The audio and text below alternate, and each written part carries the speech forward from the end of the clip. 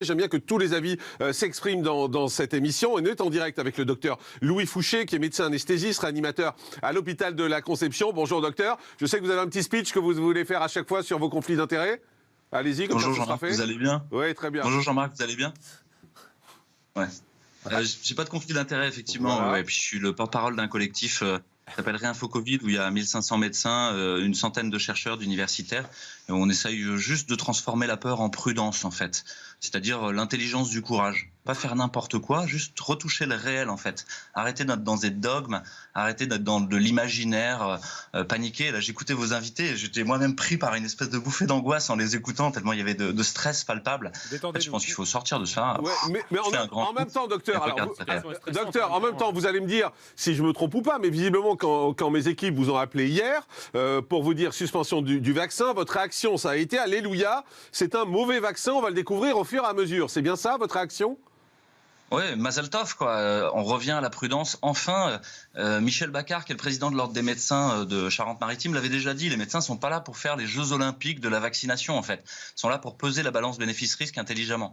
On a 0,6% d'effets indésirables sur le vaccin AstraZeneca et on a 0,16% d'effets indésirables graves. C'est très, très important comme quantité d'effets indésirables. Et ça fait que 2 semaines et demie qu'on vaccine, depuis le 18 février à peu près, hein, le point, enfin, un peu moins d'un mois, on va dire. Et on a 450 000 vaccinés au 4 mars avec un total de 3013 effets indésirables. Et là-dedans, 965 graves. Et notamment cette histoire de thrombose dont vous avez parlé, qui est très importante.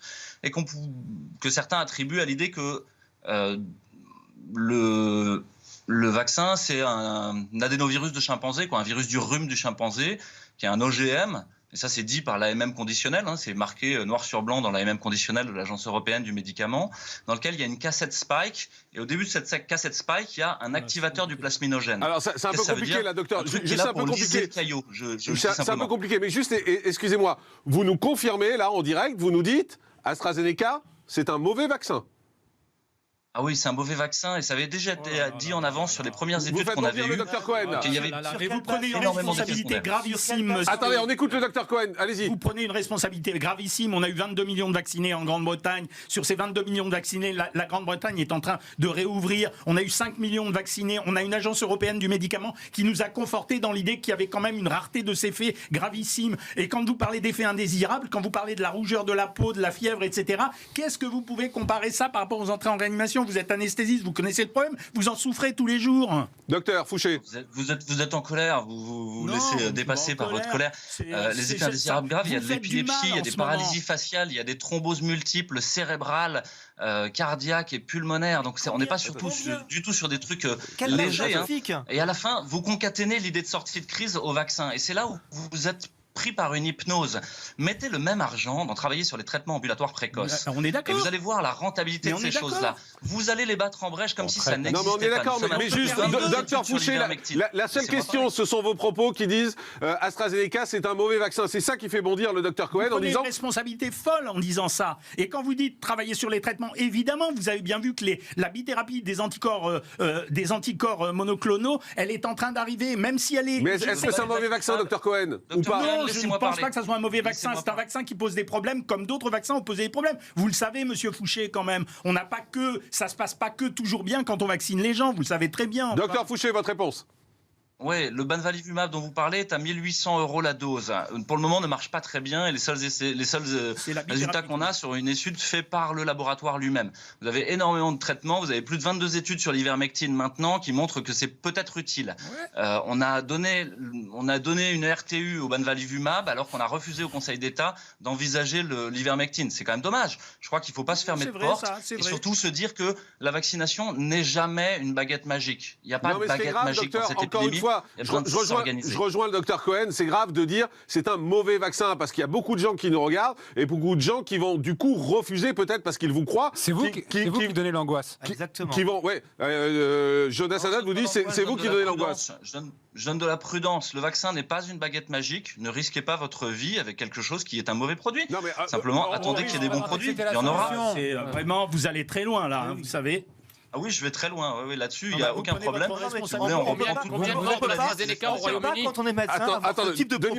On peut pas, quand on est médecin, avoir ce type de propos sans se baser sur des études scientifiques. Laissons l'Agence européenne du médicament faire son étude, donner son avis, et après on prendra les décisions. On peut pas balancer ça devant des millions de Français. C'est juste pas acceptable. Vous êtes en train de le communiquer non seulement à ceux qui ont reçu le vaccin AstraZeneca, mais à ceux qui vont refuser le vaccin et à qui peut-être, pour certains, on aurait pu échapper, pour lesquels on aurait pu échapper à une hospitalisation, voire des docteur, vous le savez, docteur Cohen, il y a d'autres propositions vaccinales, docteur Cohen, vous le savez.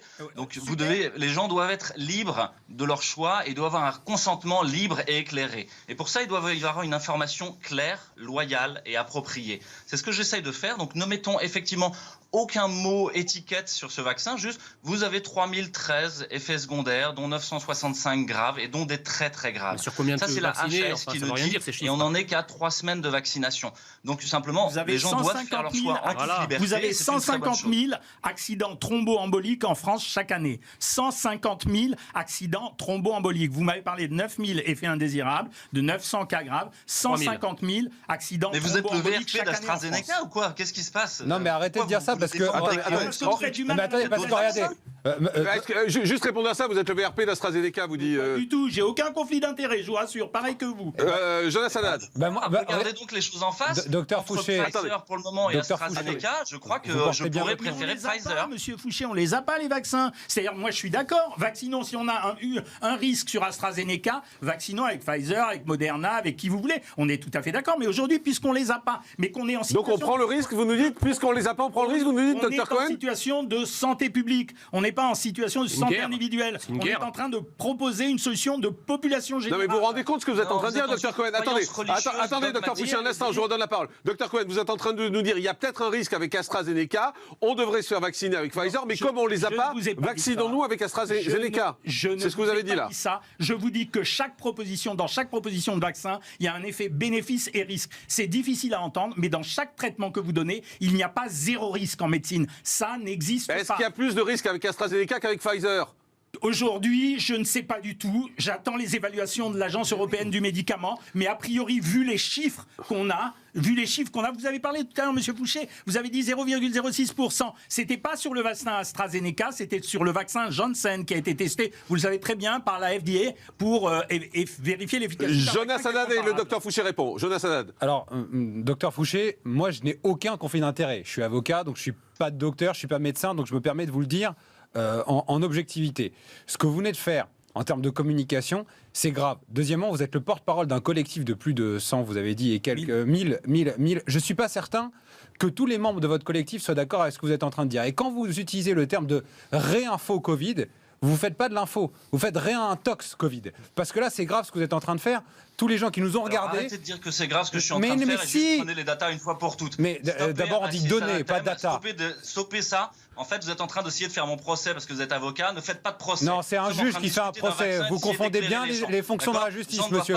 Je trouve que la confusion s'empare de votre esprit. Loyale et appropriée. Donc faites une information claire, loyale et appropriée. Et d'autre part, le vaccin n'est pas une baguette magique. C'est la seule chose qu'il faut prendre en compte. C'est quoi votre baguette magique alors? Il n'y a pas de baguette magique dans cette épidémie. Les gens doivent être testés, traités. Est-ce que vous pouvez donner aux téléspectateurs votre Je vois encore des gens qui aujourd'hui reçoivent paracétamol, point barre, et on leur dit bonne chance, on se voit dans 3 semaines. C'est pas correct en fait. Il faut mettre en place le traitement ambulatoire précoce et des filières de soins qui marchent bien en ambulatoire. C'est tout l'enjeu, désaturer les réanimations et désaturer les hôpitaux. Mais c'est un autre sujet, docteur. C'est un autre sujet, puisque là on parle du vaccin AstraZeneca, de se dire est-ce que les gens peuvent y aller en confiance ou pas? C'est ça notre question. Vous, votre réponse, c'est non, et vous avez employé des mots très durs et très violent là-dessus, en disant qu'ils risquent leur vie, les gens. Non, je n'ai pas dit ça. J'ai ni été violent, j'ai été prudent. J'ai dit soyez prudent. La prudence, c'est l'intelligence du courage. Ça veut dire aller palper le réel. Vous essayez de faire mon procès ou de me faire tomber dans un dîner de cons où j'aurais été oh là là à l'origine de l'échec de la vaccination. Il y a 9 pays qui ont interdit la vaccination, qui ont mis un moratoire sur la vaccination à AstraZeneca. Ne faites pas comme le nuage de Tchernobyl. Le nuage de Tchernobyl ne s'arrête pas à la frontière française. La toxicité de ce lot d'AstraZeneca ne s'arrête pas à la frontière française. Vous le savez très bien. Jean Messia veut vous parler, docteur Fouché. Il y a à ce jour des millions de Britanniques qui ont été vaccinés avec ce vaccin. Doit-on en conclure que des millions de Britanniques sont idiots? ou en risque. Ou vont mourir. Voilà. Docteur Fouché. Alors, je crois que vous faites des espèces de concaténation entre les choses. On regarde les effets secondaires, on pèse la balance bénéfice-risque, on informe les gens, et les gens font leur choix éclairé tout seuls. Okay, vous n'imposez rien, vous ne mettez pas de passe vaccinal, vous n'êtes pas en train de dire que les choses sont obligatoires, vous informez les gens. Mais attendez, voilà, vous les informez, vous les laissez libres. Les gens qui voudront se faire vacciner avec AstraZeneca doivent être au courant, c'est tout. Jean Messia. Votre logorée est incompréhensible. Je vous pose une question simple. Je vous dis, aujourd'hui, vous avez un pays, un État-nation qui s'appelle la Grande-Bretagne, qui a vacciné 30% de sa population, en tout cas pour une première dose. Ça fait des millions de Britanniques. Est-ce qu'on conclut que les autorités à la fois médicales et politiques de ce pays sont tarées? Ou est-ce que, effectivement, le risque est tellement faible qu'effectivement, le gouvernement et les autorités scientifiques ont décidé de le faire? Oui ou non? La question, elle n'appelle pas un développement sous forme de thèse de doctorat. Docteur Fouché, oui ou non? Ouais.